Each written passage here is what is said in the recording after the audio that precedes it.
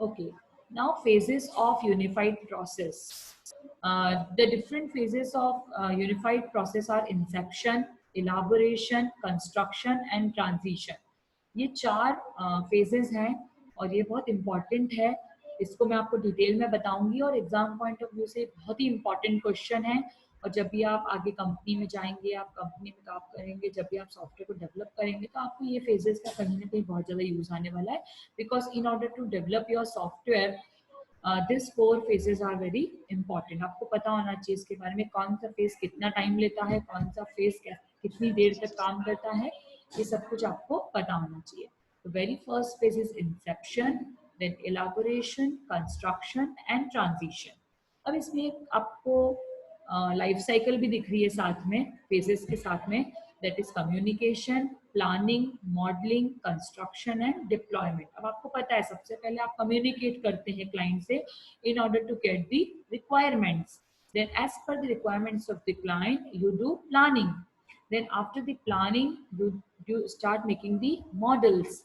फिर आपका जब मॉडल रेडी हो जाता है, आपका डिजाइन रेडी हो जाता है, then you start constructing it. That is the coding part. And the last one, when you finish with the coding and testing, then you deploy that particular project to the client. Then deployment means release of the project. आपके कोई बड़े भाई बहन हो, seniors हो, तो आपने सुना होगा वो बोलते हैं अभी मुझे टाइम नहीं है, बहुत बिजी हूँ, मेरा रिलीज आने वाला है प्रोजेक्ट का. रिलीज मतलब जो मैं आप प्रोजेक्ट पे आप लास्ट 6-4 ईयर से 6-4 मंथ से 1 मंथ से, मतलब जो भी उसका टाइम ड्यूरेशन है, उसमें आप जब से भी काम कर रहे हो, उसका फाइनली फिनिश्ड प्रोडक्ट बनने वाला है और वो कस्टमर को डिप्लॉय होने वाला है. फिर once it deploy to the customer, जब वो रिलीज हो जाता है, तो यहाँ पे लिखा है software increment production. Software increment production मतलब कि जब भी मैं अपने प्रोजेक्ट को डिप्लॉय करती हूँ तो कस्टमर से, तो definitely customer will start using that particular product, क्योंकि उसने अपने यूज के लिए बनवाया है उस प्रोडक्ट को. तो कस्टमर क्या करेगा, उस प्रोडक्ट को यूज करना शुरू करेगा. और जो भी वो प्रॉब्लम फेस करता है उस पर्टिकुलर प्रोडक्ट में, या भले ही वो प्रॉब्लम फेस नहीं करता हो, उसको कुछ चेंजेस की रिक्वायरमेंट हो, उसको उस प्रोजेक्ट में सपोज कुछ डिजाइन अच्छी नहीं लग रही हो, उसको हो सकता है कुछ फ्रंट एंड में कुछ उसको चेंजेस करवाना, उसको कुछ कलर्स नहीं अच्छे लग रहे हो, राइट. तो दैट विल बी, यहाँ पर लिखा सॉफ्टवेयर इंक्रीमेंट, मतलब वो सब चीजें नेक्स्ट इंक्रीमेंट में आप क्या कर सकते हैं, कर सकते हो. And it is a iterative process. देखो कम्युनिकेशन, प्लानिंग, मॉडलिंग, कंस्ट्रक्शन, ये जुड़ा हुआ है, कनेक्टेड है आपस में, मतलब ये कंटिन्यू प्रोसेस चल रही है. तो आप वापस से कम्युनिकेशन करेंगे, फिर प्लानिंग करेंगे, फिर मॉडल करेंगे, कंस्ट्रक्शन करेंगे, फिर से आप रिलीज करेंगे, फिर कस्टमर को चेंज लगता है. This cycle is going on. इसलिए कल लेक्चर में बताया था repeated cycles follows the unified process. मतलब यूनिफाइड प्रोसेस में जो फॉलो होता है that is the repeated cycles. तो यहाँ पर as per the requirement of different requirement of customers, आप planning, modelling, construction according to deployment में उसको चेंजेस कर सकते हैं. Okay, that is the meaning of production. Production मतलब कि जो भी आपने काम किया है, जब आप कस्टमर को दोगे तो कितना प्रोडक्टिव है, कस्टमर उसको चेक करेगा और उसको जो भी सपोर्ट एंड मेंटेनेंस में वापस से काम करवाना है, वो काम अपने ओनर, मतलब जो भी जिसने भी बनाया है डेवलपर ने, उससे वो चेंज करवा लेगा. ठीक है, अभी अपन और आगे देखेंगे. अभी इसमें एक चीज देखो कि communication and planning phase includes Inception. मतलब कम्युनिकेशन तो पूरा आता ही है इंसेप्शन फेज में, साथ में थोड़ा बहुत प्लानिंग भी आता है.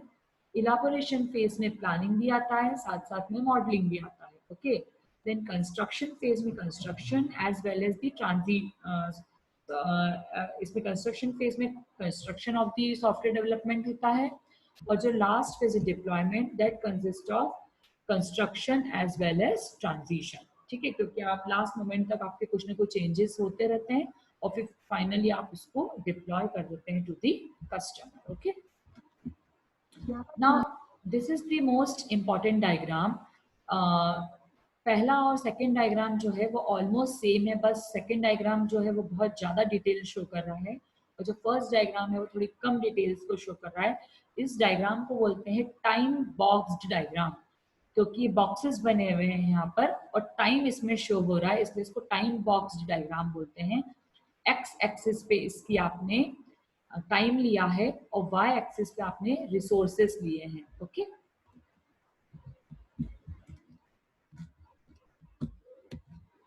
Okay, is diagram visible?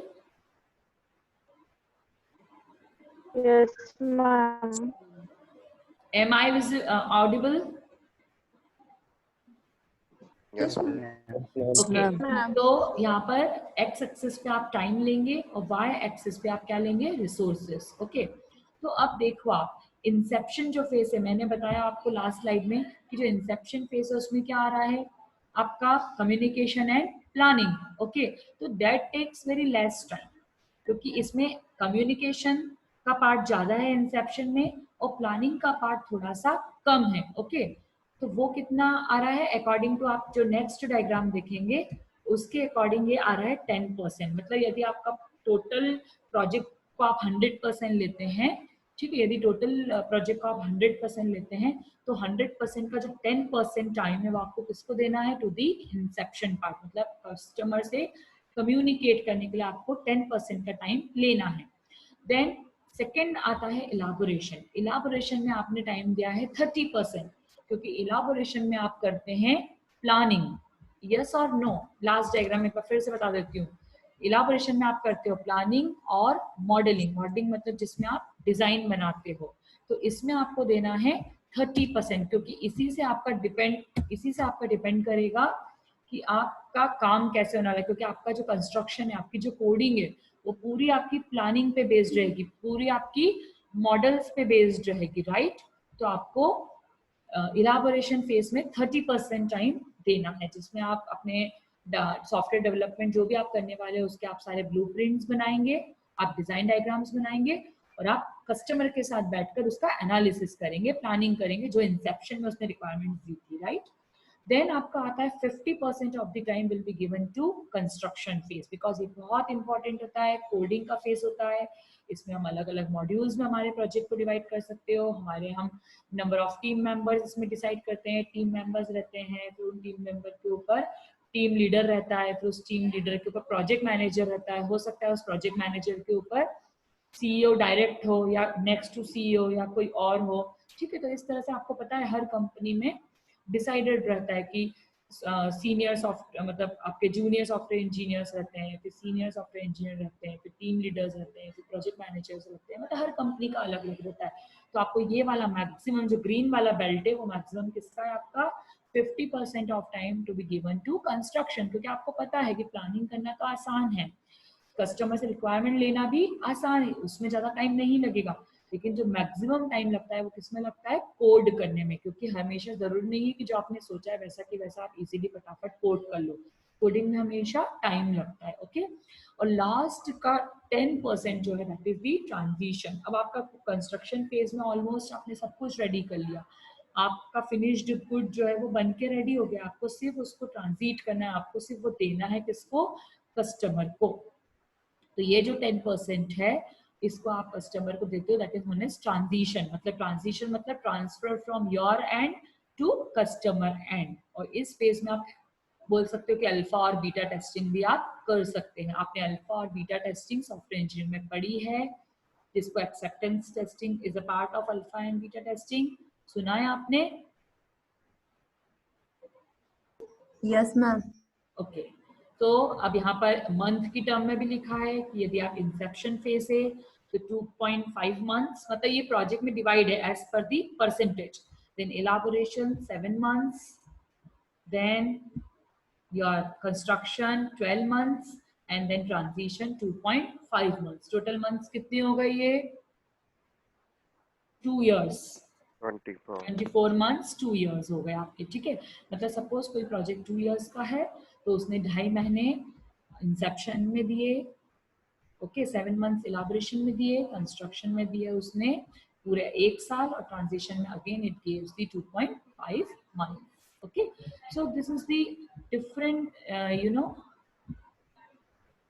this is the different time boxes, timelines which is decided for any software development. Clear है आपको ये डायग्राम्स? ऊपर वाला जो डायग्राम है वो सिंपल है और जो नीचे वाला जो डायग्राम है वो उसका डिटेल वन है। ओके चलिए now going to the one by one phases, एक एक फेजेस को हम देखते हैं। जो पहला फेज है दैट इज इंसेप्शन। अब अभी मैंने आपको बता दिया कि इंसेप्शन में क्या क्या आएगा। जैसे इंसेप्शन में कम्युनिकेशन और प्लानिंग आता है, तो लेट्स सी कि उसमें होता क्या है। Inception is the smallest phase in the project and ideally it should be quite short. अभी हमने देख ही लिया है कि 10% होता है इंसेप्शन का टाइम, मतलब मंथ की बात करें तो 2.5 month if it is of 2 years. यदि 1 ईयर का होगा तो उसके अकॉर्डिंग उसका मंथ का टाइम भी चेंज हो जाएगा, नंबर ऑफ डेज में हो सकता है कन्वर्ट हो जाए। तो इंसेप्शन स्मॉलेस्ट फेज है प्रोजेक्ट का और ये हमेशा शॉर्ट होना चाहिए। इस प्रोजेक्ट में मेनली जो हम करते हैं that is the communication and planning. ये भी मैं आपको बता चुकी हूँ, इसमें आप कस्टमर से कम्युनिकेट करते हैं और जो भी आपने कम्युनिकेट किया है कस्टमर से उसको आप एनालाइज करते हैं, विद कस्टमर और without customer, depends. Then second point is feasibility study.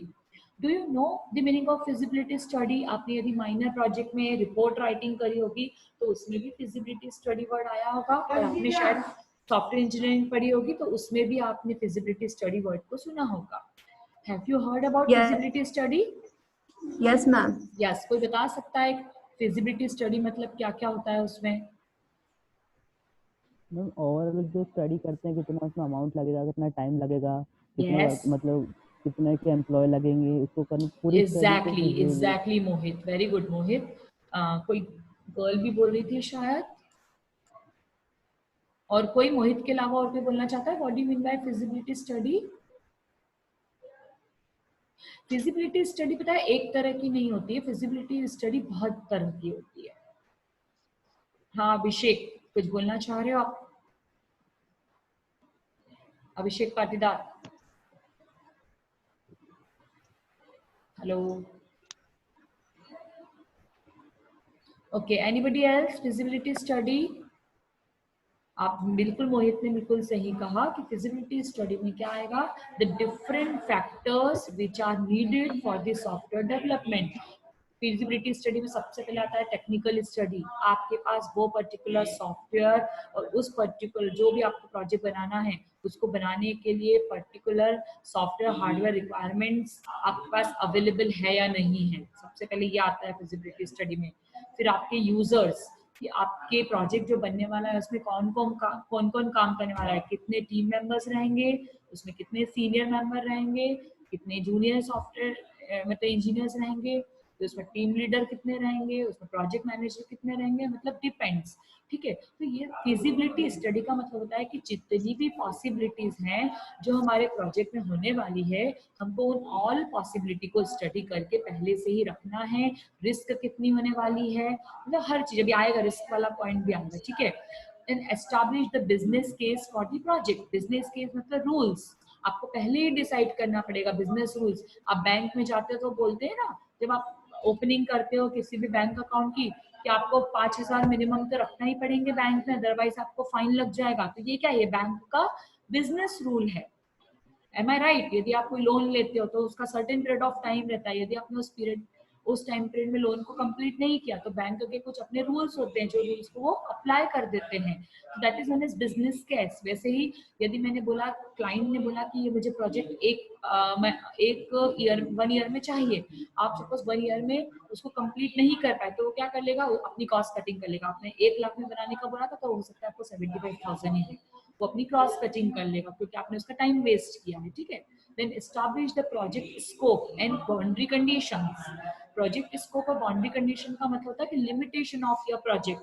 अब कस्टमर तो बोलेगा मुझे ये एक्स भी चाहिए, मुझे वाई भी चाहिए, मुझे जेड भी चाहिए, तो टेक्निकली प्रोजेक्ट क्लाइंट जो है वो साउंड नहीं होता है। टेक्निकली साउंड कौन होते हैं? हम डेवलपर्स होते हैं। हमें मालूम है कि ये पॉसिबल नहीं है। Are you getting the point? That is meaning of project scope and boundary condition. जैसे मैंने बोला कि आपके अकाउंट, बैंक अकाउंट में मिनिमम 5,000 होने ही चाहिए, तो ये आपका स्कोप हो गया, ये आपकी कंडीशन हो गई। आप बैंक में कंडीशन लग जाती है जब उसका सॉफ्टवेयर सिस्टम बनता है कि किसी भी पर्टिकुलर बैंक किसी के भी पर्टिकुलर अकाउंट में यदि 5,000 रुपीज से मतलब 4,999 रुपीज भी होते हैं तो उसको 500 का फाइन लग जाएगा। Are you getting my point? Yes or no? ठीक है, तो that is Yes, the ma'am. meaning, that is Yes, the ma'am. meaning of project scope and boundary condition। कि हर प्रोजेक्ट का एक स्कोप होता है, लिमिटेशंस होती है, और हर प्रोजेक्ट की एक कंडीशंस होती है जो आपको कंडीशन को फॉलो करना पड़ेगा। ठीक है, now outline the use cases and की रिक्वायरमेंट्स। ये मैं आपको बताऊंगी। अपन पढ़ने ही वाले हैं कि यूज केसेस कैसे डिसाइड करते हैं, यूज केसेस का मीनिंग क्या होता है और उसकी हम रिक्वायरमेंट्स क्या होती है, यूज केसेस क्या करने वाले, मतलब use cases are the different functions which we are going to include in our project.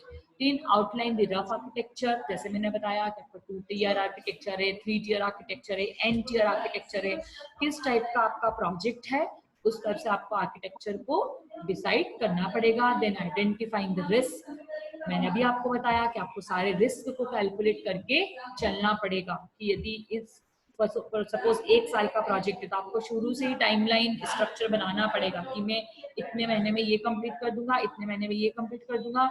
यदि आप उसको टाइम बाउंडेड नहीं हो तो आपको रिस्क आ जाएगी, आप टाइम पे कंप्लीट नहीं कर पाओगे और आपका कस्टमर आपसे नाराज हो जाएगा और नेक्स्ट टाइम आपको प्रोजेक्ट बनाने के लिए नहीं देगा। तो इसीलिए लिखा है last point, prepare the rough project schedule and cost estimation.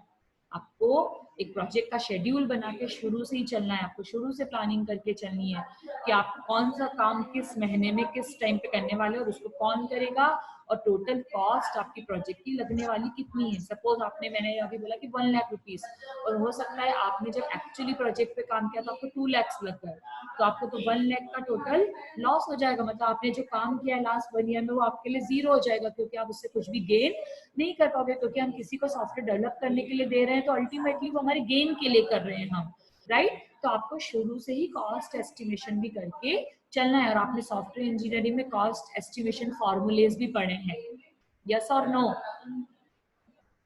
इसलिए बोलते हैं हर सब्जेक्ट बहुत इंपॉर्टेंट होता है, बहुत कनेक्टेड होता है एक दूसरे से, ठीक है। प्रोजेक्ट का शेड्यूल कैसे बनाते हैं ये भी सॉफ्टवेयर में होता है, सॉफ्टवेयर इंजीनियरिंग में आपने पढ़ा है। और कॉस्ट एस्टिमेशन कैसे करते हैं ये भी आपने सॉफ्टवेयर इंजीनियरिंग में पढ़ा है। तो आपको क्लियर है इंसेप्शन फेज में क्या क्या होता है। इंसेप्शन सबसे स्मॉलेस्ट फेज होता है, इसको शॉर्ट टाइम के लिए रखना है।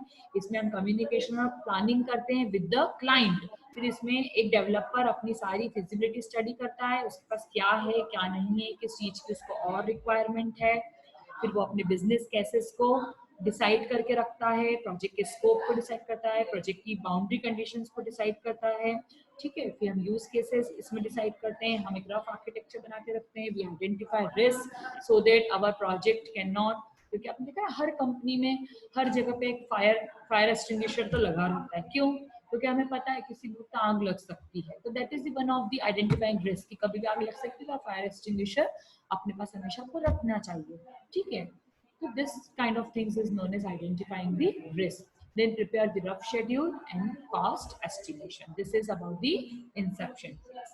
Now come to the elaboration phase. ये second phase है, इसमें आप 30% time दे रहे हो। So the project team is expected to capture a healthy majority of system requirements. बाद में कोई दिक्कत ना आए, बार बार कस्टमर अपनी रिक्वायरमेंट चेंज ना करे, आपस में कोई मिसकम्युनिकेशन ना हो कस्टमर और डेवलपर के बीच में। इसलिए आपको इलाबोरेशन फेज को 30% टाइम देना पड़ेगा, ठीक है। एटलीस्ट 7 मंथ्स का टाइम देना पड़ेगा इन 2 years of life span of software development.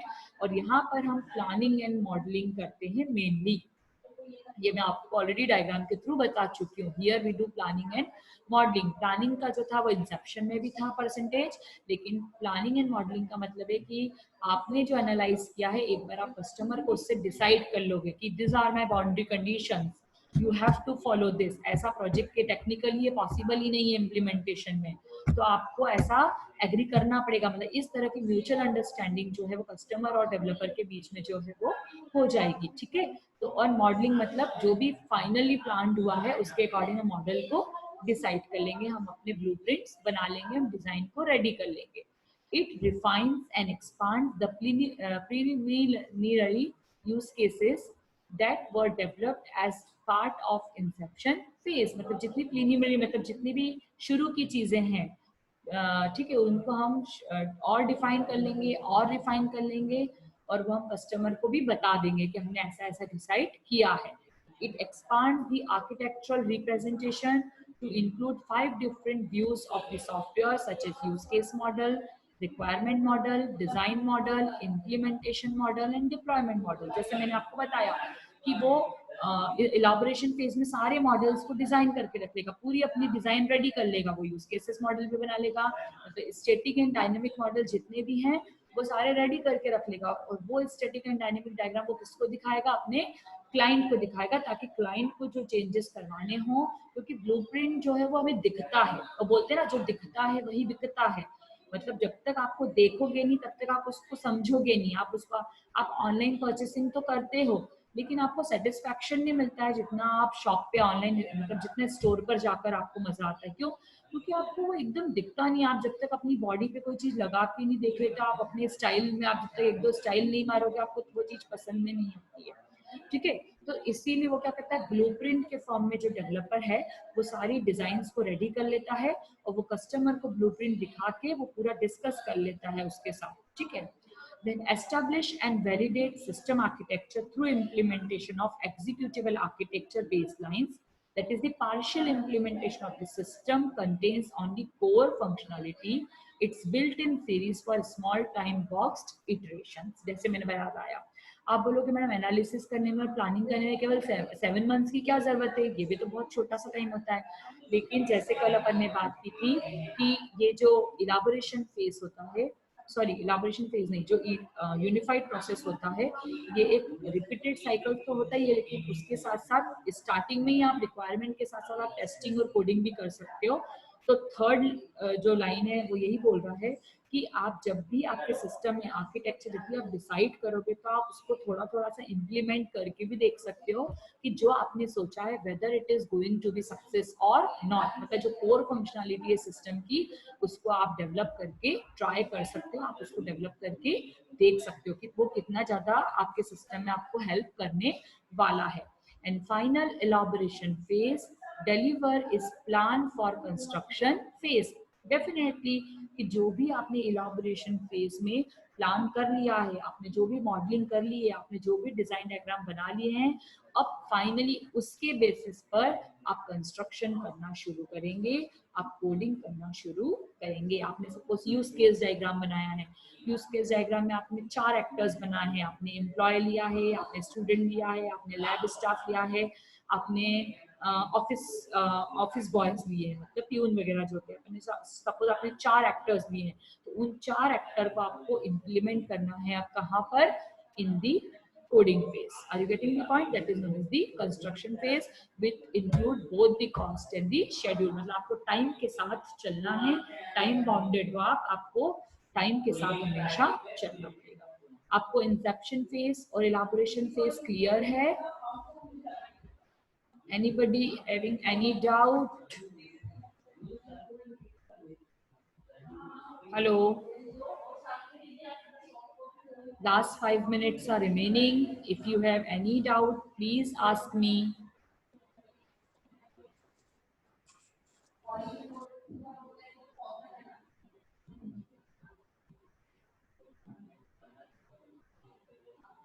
Any doubt? No ma'am. No doubt. No, ma'am. चलिए ठीक है, आप बोल रहे हैं तो मैं मान लेती हूँ, but I don't believe you people. ऐसा तो हो ही नहीं सकता कि कोई भी चीज एक बार में समझ में आ जाए स्टूडेंट को। अगर आप बोल रहे हो तो मैं मान लेती हूँ।